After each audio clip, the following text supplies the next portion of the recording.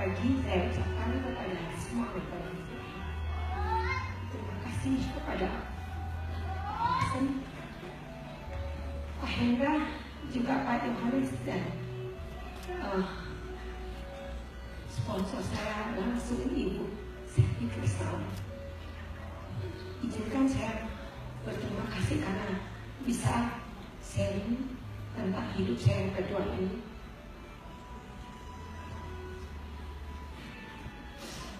Terima kasih saya ucapkan kepada suami saya yang hadir di sini, juga seluruh keluarga saya yang mungkin nanti akan mendengarkan ini, anak-anak, dan terlebih lagi kepada Tuhan Yesus yang mengizinkan saya untuk hidup yang kedua. Segala pujian dan hormat hanya kepada Tuhan.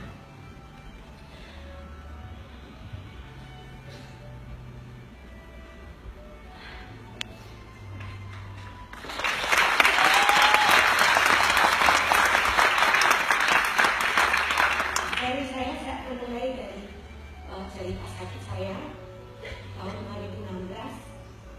Awal tahun saya mulai menyadari saya sedang sakit ketika saya melakukan hubungan, lalu saya mengalami pendarahan. Suami saya shock karena pendarahannya cukup banyak, tapi saya menenangkan, saya bilang, oh nggak apa-apa, mungkin hari. Jadi kita abaikan dulu, saya biarkan. Tapi ternyata 2 minggu kita biarkan, sakitnya nggak hilang, perdarahannya masih terus, lalu bahkan mulai sakit perutnya, pinggulnya juga mulai sakit. Saya mulai curiga. Tapi kita ngobrol ya, kita coba minum jamu dulu kalau orang Bali bilang. Lalu kita mulai minum jamu, sepakat.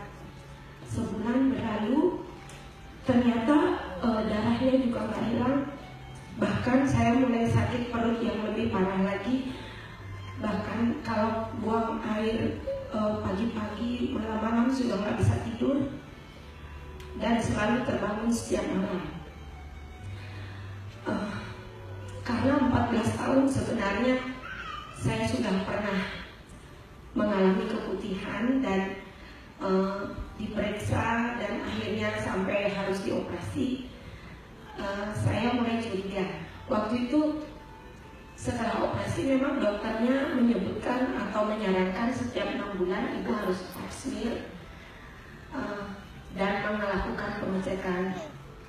Tapi saya nggak pernah melakukannya, saya abaikan dan saya beraktivitas seperti biasa.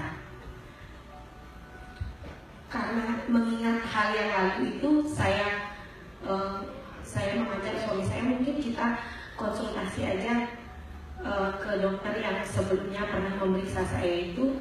Sambil saya baca-baca, saya mulai curiga mungkin saya mengalami kanker serviks, itu dugaan saya saja.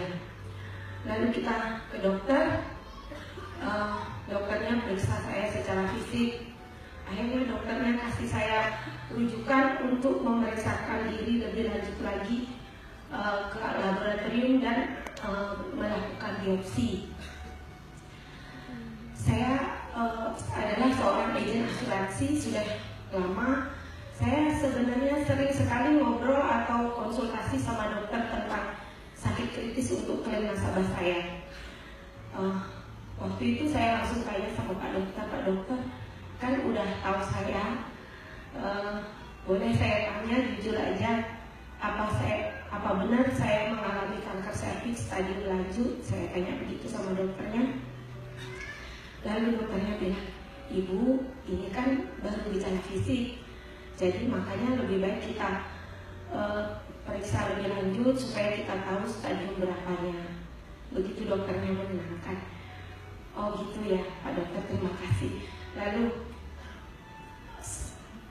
konfirmasi dari dokter itu bagi saya sudah cukup. Setelah itu saya balik, saya pulang, kita berdiskusi berdua sama suami. Kita berkeputusan tidak akan melakukan pengobatan secara kedokteran. Bagi saya sudah tahu bahwa beberapa nasabah saya mengalami seperti saya dengan gejala-gejala seperti saya, tidak pernah lewat beberapa bulan sudah lewat, jadi nggak pernah bertahan lama, setahun tidak bertahan.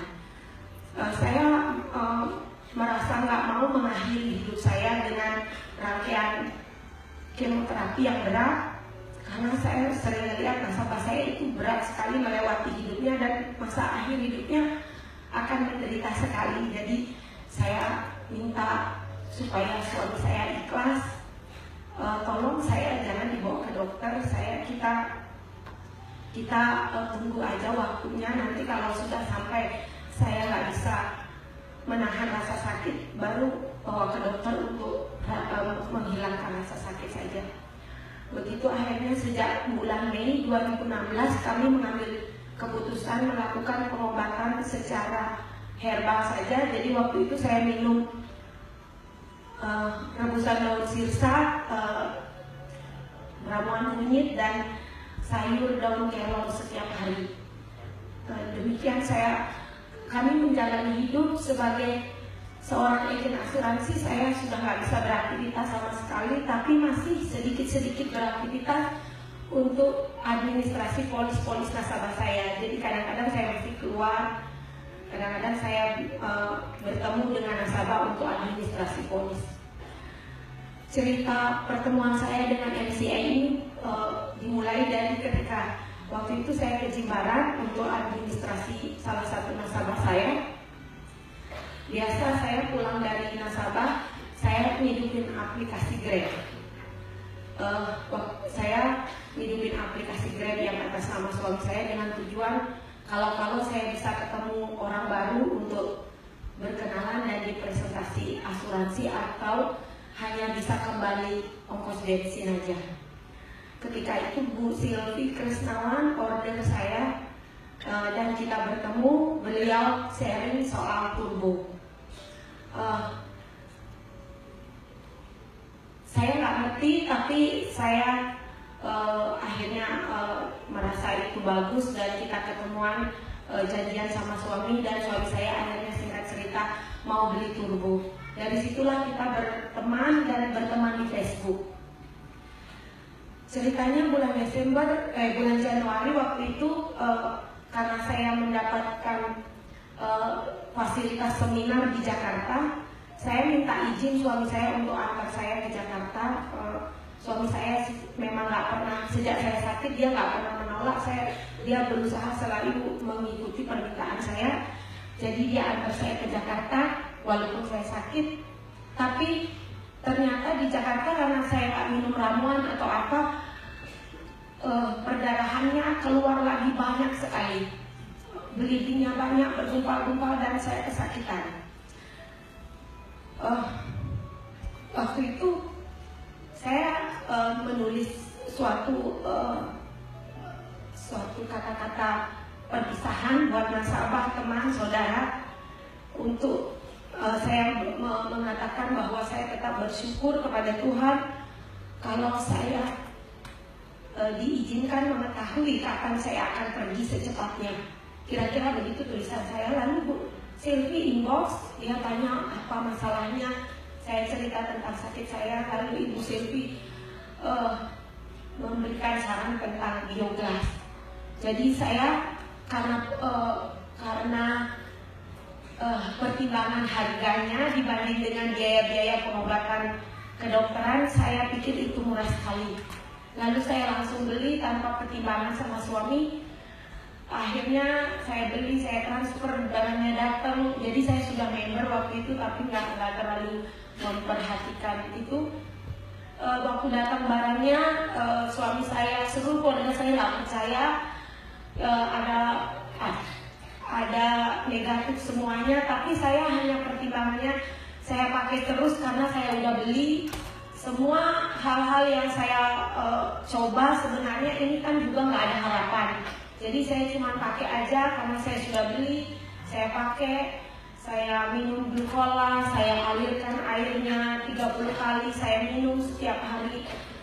saya pasang bioglas di seluruh tubuh saya.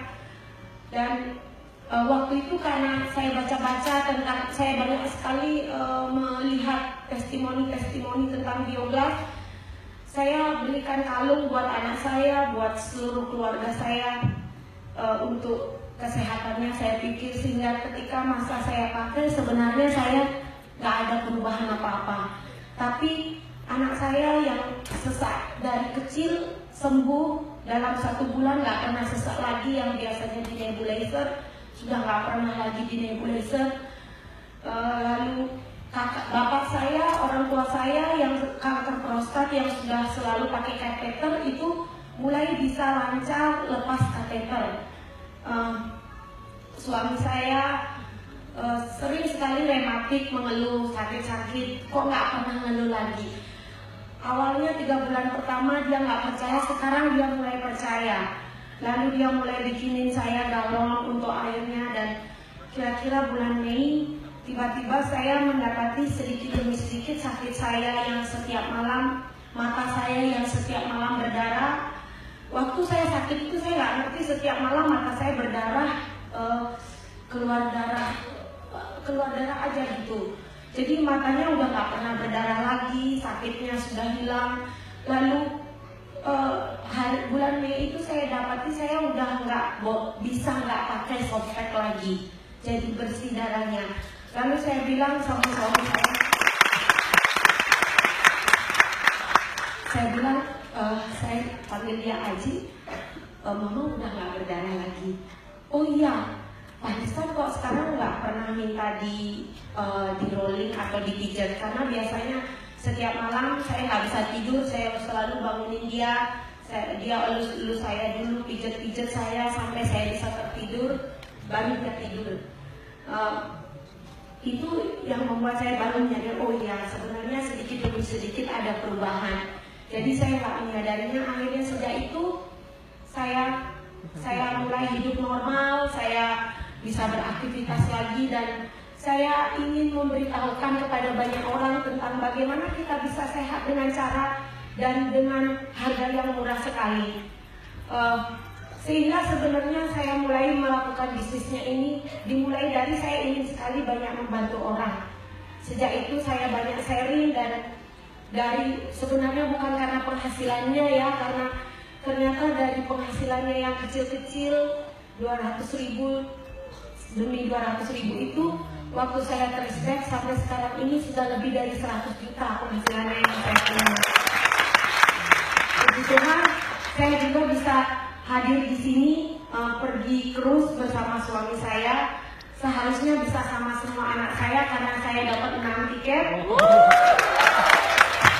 Tapi karena ada yang ujian, jadi untuk adanya saya nggak pergi, anak saya semua nggak berangkat. Dan saya juga dapat tiket ke Hong Kong dan ke Jepang. Itu semua pujian hanya untuk Tuhan. Ya.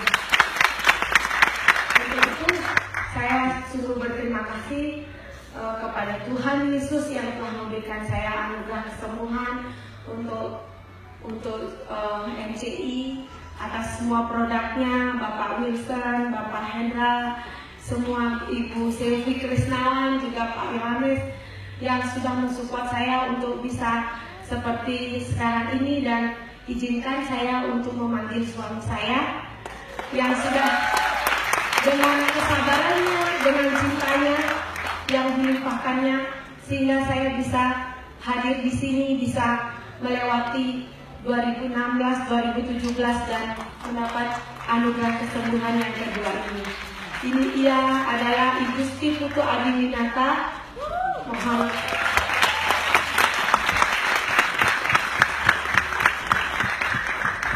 Untuk hidup saya yang kedua ini, saya ingin persembahkan untuk semua orang-orang yang sakit, yang harus terbantu, dan untuk itu kami ingin menyanyikan sebuah lagu.